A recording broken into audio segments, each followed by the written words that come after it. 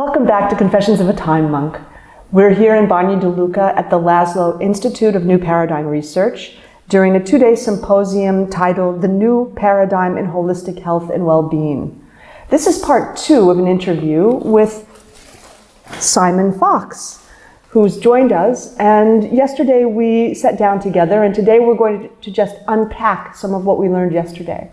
So Simon, yesterday we spoke about the device that you had shared with us and in fact plugged into the outlets in the room. Today, why don't you just hold up this device for our audience? Right here, it's just a box. So this is not just a box, yes. But it appears from the outside to be just a box. This is definitely not just a box. And part of what we learned yesterday is, in fact, this is technology that you've created with the assistance of entities that are not part of this reality, so to speak, not part of this physical reality. That's right. I mean, they're a completely part of my living reality. Right. As I said yesterday, I think we do need help sometimes, and the key word there to me is perspective. Mm-hmm. Yeah, we're locked in a dimension where we really can't see beyond our immediate surroundings, and we can't see beyond the immediate moment. Mm-hmm. And that's not to say that the future is already defined, but you can have a perspective over the patterning, past, present, future, all of space, as a complete imprint. Right. If you are beyond this reality. And that's the impression I get. I think Einstein spoke about this idea that it's as if we're in a canoe on a river down in a ravine where That's right. we only have the perspective of the walls of that ravine and which is the wonderful river. As well. But sometimes it's helpful just to see from above what the route is. Exactly. Yeah. Exactly. Yeah. And what the route could be. Because then we also have the ability to take choices. It's not that we're then seeing where we're going to be tomorrow. We can see where we would be heading tomorrow without any intervention. Right. And so maybe that's an illusion, but that's the sense I get when there's any communication with a being with higher perspective. Mm-hmm.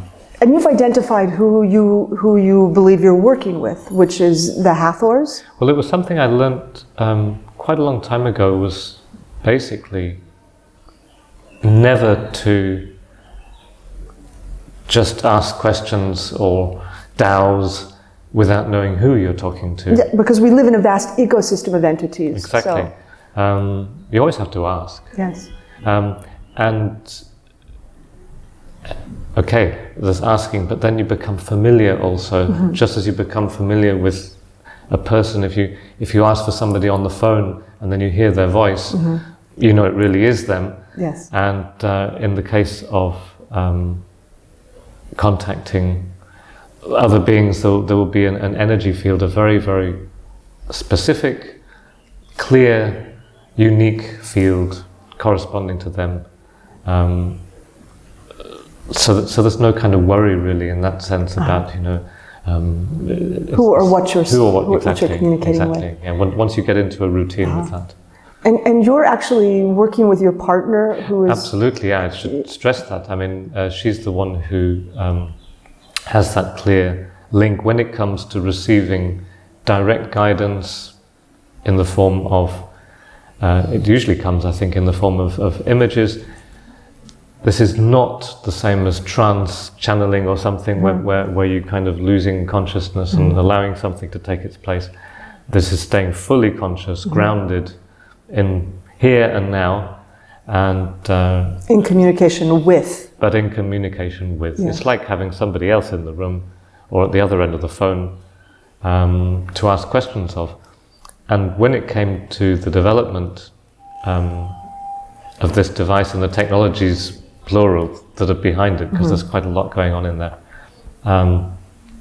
the key technical elements even were channeled. It wasn't that we had to kind of experiment and kind of... You weren't given a vague suggestion, you were given very specific instructions. It was very specific to the point of you need to wind this coil this way round and not that way round. Okay. And then I kind of asked, why not that way around? Kathleen, my wife, she didn't understand the technical background to the question in that instance, but she said, wow, it's kind of funny, they're kind of suggesting that there'd be interference, something like that. Okay, so I went away, looked up online actually, because I mean there's a lot of information, of course, about these different geometries and things. We could get into that. It's called the interference pattern, the one that I was talking about. You know, it's so clear. It's so clear, so that's possible if you set up the right kind of configuration of being grounded. Have to be grounded and present, and yet receptive, sensitive. And so, do you have a sense of why this particular group of entities is intervening on this level at this particular point in our history? Well, let's give them their name again, the Hathors that we've been communicating with, although there were others involved. Just to take that as an example though, in my experience, there is no intervention by entities who are truly helping us that is not asked for. So they are there. In terms of this device here, what the Hathors have given me is what they describe as their smile. Their smile. Their smile. So what they're doing is, you see, because their consciousness overlaps with but extends beyond ours, all they need to do really is share themselves. And by share, I mean just make it available to us.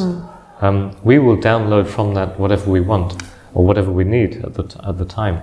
But Simon, you were working in the music industry. That's right. And you'd ask a very specific question that led to this, if I'm... That's right. Originally I wanted to hear the music of the Hathors. And what inspired you to just decide... That was the work of Tom Kenyon inspired me there. But I didn't want to hear it through Tom Kenyon's voice, with all respect. I wanted to have a direct access to. I was then very disappointed that the music of the Hathors, of course, is not music as we know it with our ears.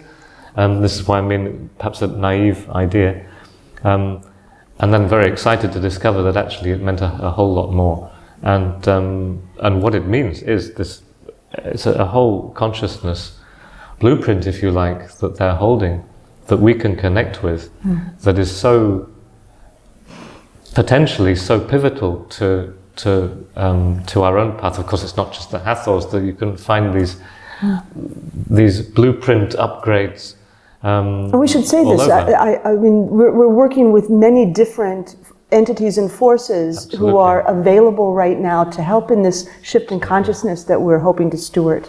Indeed. Yeah. And I like the analogy they gave, which was that they're smiling. It's sharing their smile. Within that smile, even if it's metaphorical, is contained their consciousness.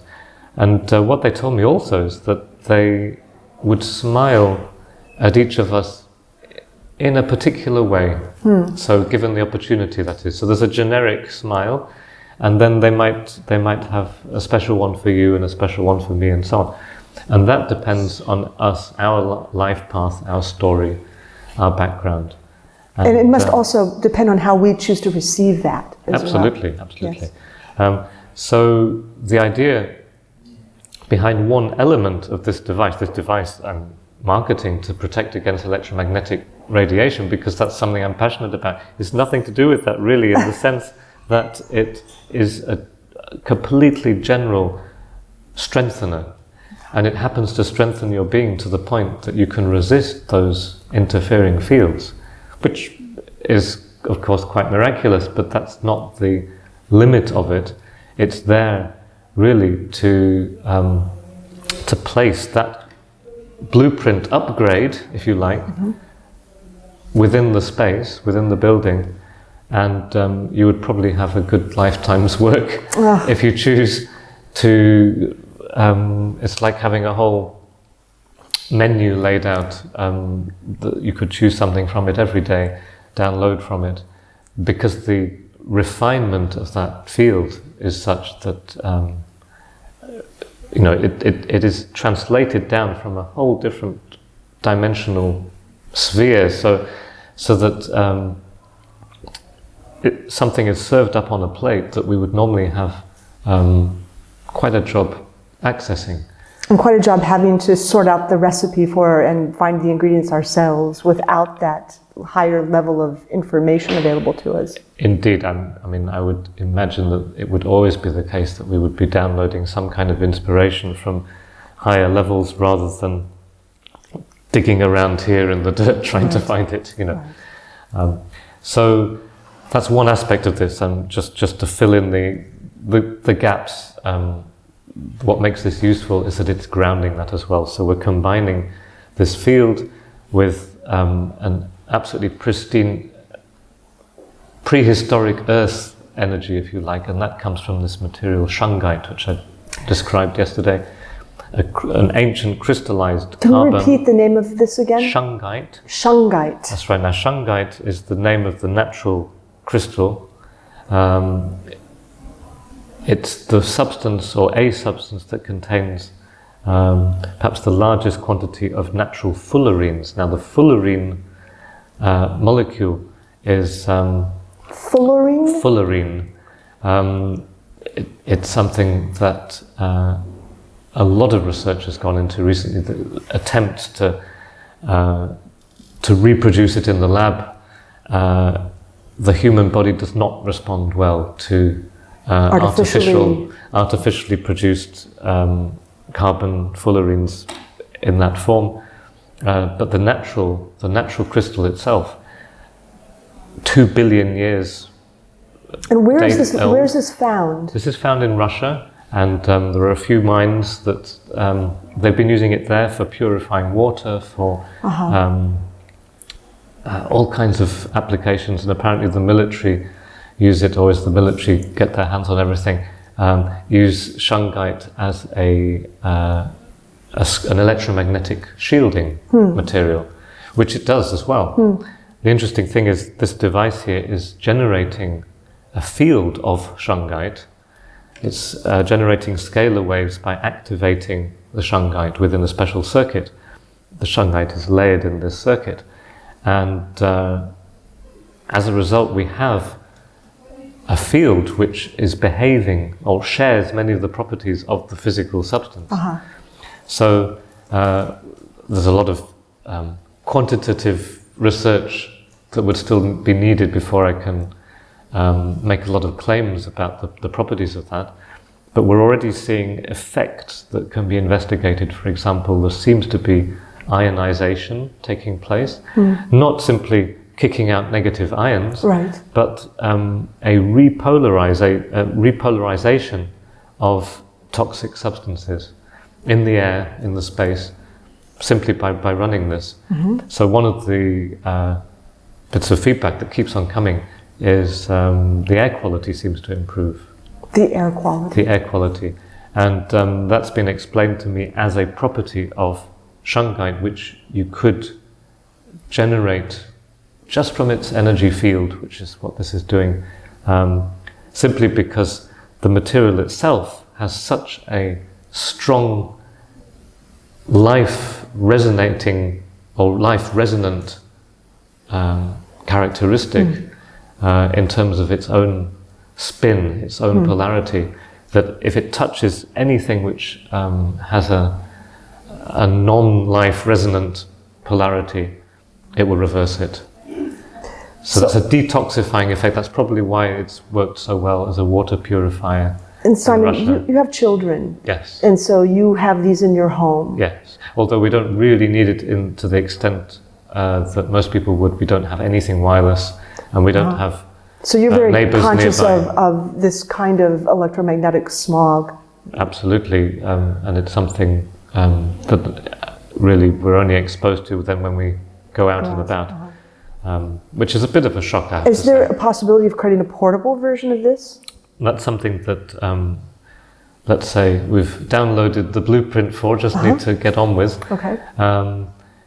It's not so easy, and one of the key factors there is, or we can't completely recreate this. One property of this device is that the shungite activation within that circuit is happening in phase with the mains electricity supply. And what that means is that it can, if you like, very intelligently respond to that and in fact reverse the effects, to some extent, the effects on the body of our exposure to the alternating current, the mains. That's something that couldn't be done in a portable device that was separate from that.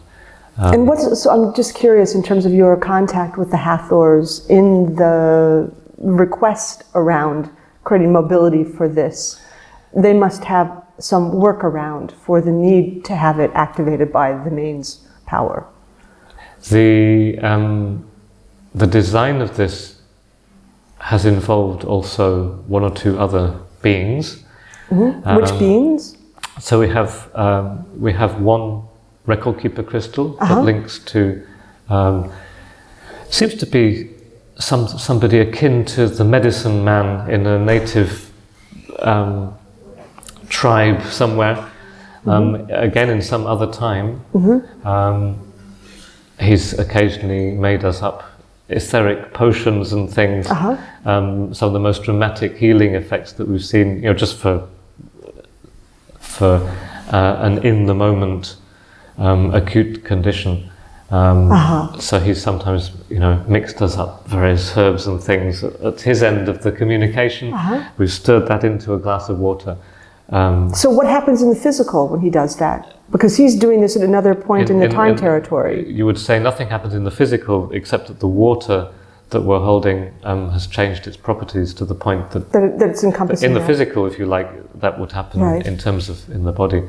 But anyway, he has been very pivotal to the work on this. It doesn't seem to matter all that much exactly who you contact, as long as they're in alignment, the right place, also in alignment with the evolution of humanity. Because they're all saying the same thing. So in a sense, it doesn't matter that much. But yes, this device, I would say, has reached its culmination. This is done. Its full potential. This works beautifully.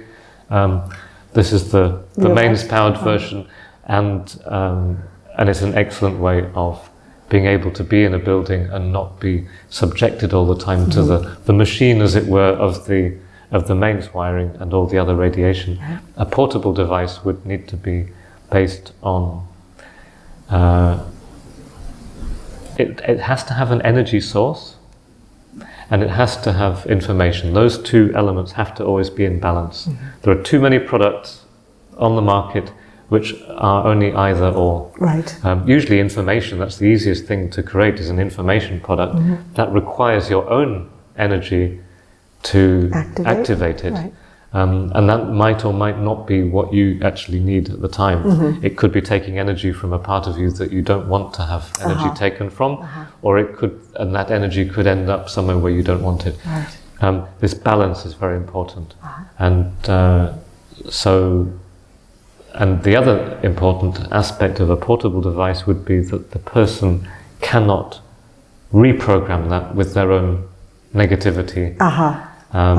So you have some work to do on this. There's some work to do on this. Right. The idea is there. So Simon, that'll be the next step. We're running out of time, but could you just leave us, if you had to leave us with a final thought in terms of what you think is going to happen in the next couple of years around your collaboration with the Hathors, what would you conclude this interview with?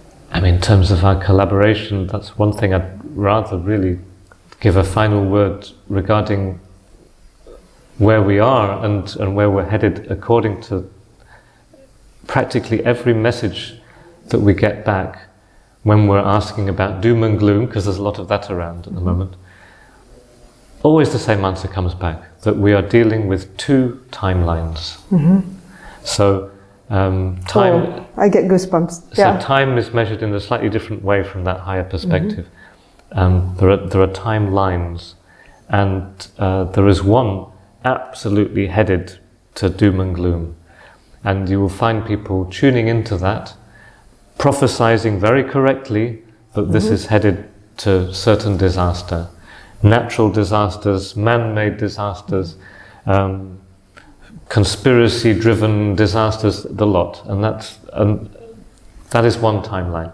And there's another one which we're busy creating, and at the moment it's a big mess. We've got two realities going on, if you like, and but it's very important now to strengthen this new timeline with pure inspiration, and not be too distracted by the doom and gloom. Don't pay too much attention to the doom and gloom. It's correct for its own timeline. We're building something alternative, So.